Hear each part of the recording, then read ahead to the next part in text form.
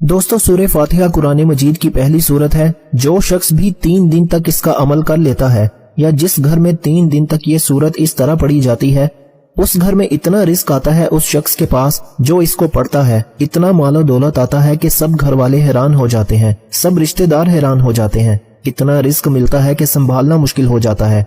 जैसे सूरह फातिहा का पहला नंबर है, मालो दौलत में भी उस बंदे का पहला नंबर लग जाता है जो शख्स सूरह फातिहा को इस तरह 3 दिन तक मुसलसल पढ़ लेता है। अब सुनिएगा, इस सूरह फातिहा को आपने किस तरह पढ़ना है और किस वक्त पढ़ना है, मुकम्मल तरतीब सुनने के लिए, क्योंकि अमल निहायत ही कीमती और खास है। इस अमल को जानने के लिए आप इस वीडियो को अव्वल से लेकर आखिर तक मुकम्मल देखिएगा। इंशाअल्लाह ऐसी रहमतों का नज़ूल होगा, ऐसी बरकतों का नज़ूल होगा, ऐसे रिस्क का नज़ूल होगा कि दोबारा जिंदगी में ना रिस्क की परेशानी आएगी, ना घर में कोई मुसीबत आएगी, ना घर में कोई बीमारी आएगी। हर तरह की मुश्किल आपकी आसान हो जाएगी। इस सूरत के 20 नाम हैं। इससे पहले भी कई दोस्तों को ये अमल बता चुका हूँ। लोगों की जिंदगियां बदल चुकी हैं, कई लोगों के हालात बदल चुके हैं, कई लोगों की दुआएं कबूल हुई हैं।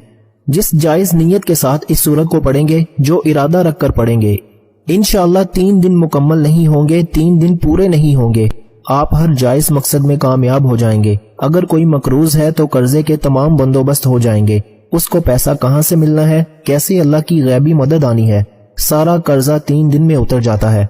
कोई शख्स शादी की नीयत से पढ़े, हर तरह की बंदिशें, रास्ते की रुकावटें खत्म हो जाती हैं, फौरन असबाब पैदा हो जाते हैं। खास बात बता रहा हूँ, इस सूरत के अंदर हर एक तासीर और ताकत रखी गई है। इस एक ही अमल के जरिए आप दुनिया का हर काम कर सकते हैं।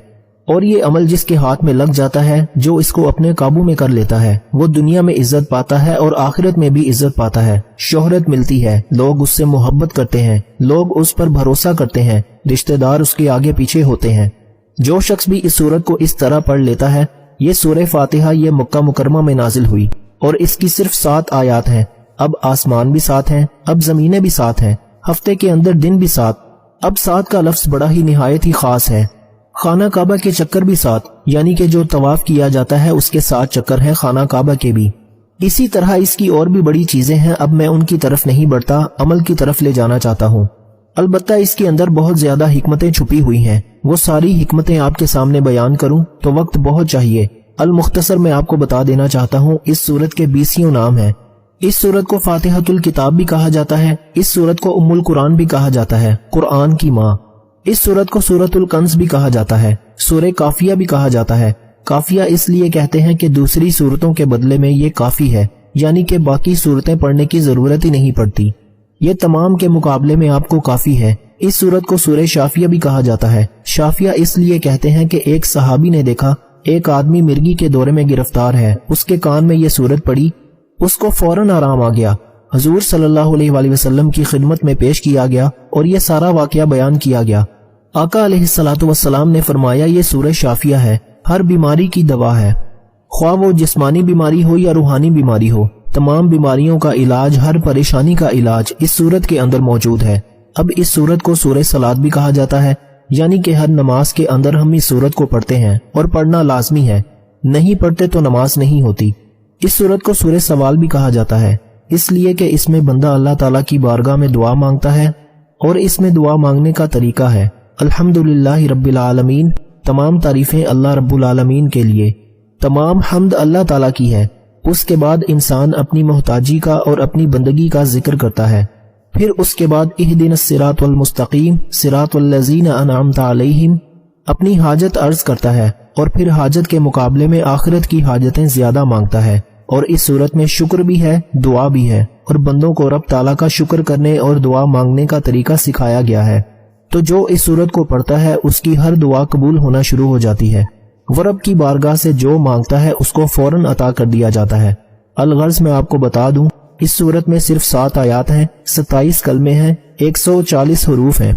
इसमें कोई आयत नासख या मनसूख नहीं है और ये ऐसी सूरत है कि जिसकी जितनी तारीफ की जाए, इसका जितनी बरकतें बयान की जाएं, वो सारी की सारी कम है। इसकी शान और अजमत बहुत बुलंदो बाला है। इसलिए दोस्तों, इस सूरत को आपने 3 दिन तक कोई भी एक वक्त मुकर्रर कर लें, फजर की नमाज के बाद, जोहर की नमाज के बाद, इशा की नमाज के बाद, जो आपके पास वक्त है, जिस दिन आप जिस वक्त में इसको वक्त मुकर्रर पर पढ़ सकते हैं, नागा किए बगैर آپ نے اس کو 3 دن تک اسی طرح پڑھنا ہے کہ اس کے اول آخر آپ نے درود پاک پڑھنا ہے۔ درود پاک حضور علیہ الصلوۃ والسلام کی ذات انور پر پڑھنا ہے۔ حضور علیہ الصلوۃ والسلام کی ذات پر آپ نے درود ابراہیمی جو ہم نماز کے اندر پڑھتے ہیں وہی درود پاک آپ پڑھیں گے۔ اس کے علاوہ کوئی دوسرا درود پاک اس عمل خاص میں نہیں پڑھ سکتے۔ بعض عمل ایسے ہوتے ہیں جس میں ہم کہہ دیتے ہیں کوئی بھی عمل کوئی بھی درود آپ اول آخر پڑھ سکتے ہیں، لیکن اس صورت کے اس عمل کے اول آخر آپ نے صرف اور صرف درود ابراہیمی پڑھنا ہے جو ہم نماز کے اندر پڑھتے ہیں۔ اس کے علاوہ کوئی دوسرا درود پاک آپ نہ پڑھیں، ورنہ اس عمل کی اس تاثیر سے محروم رہ جائیں گے جو آپ کو اس عمل کے ذریعے اس صورت کے ذریعے ملنے والی ہے۔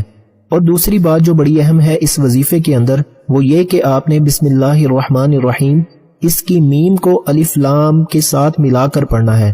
انشاءاللہ جب آپ پڑھیں گے بڑی سے بڑی بیماری بھی ختم ہو جاتی ہے، بڑی سے بڑی حاجت پوری ہو جاتی ہے، بڑی سے بڑی مشکل آسان ہو جاتی ہے۔ جتنا رزق مانگا جائے رب اس سے بھی کئی گنا زیادہ اس بندے کو عطا فرما دیتا ہے۔ اس سے بڑھ کر اور انعام کیا چاہیے؟ اس سے بڑھ کر اور کیسا عمل چاہیے کہ جو آپ 3 دن تک کریں اور آپ کی 7 نسلوں کو آباد کر دیا جائے؟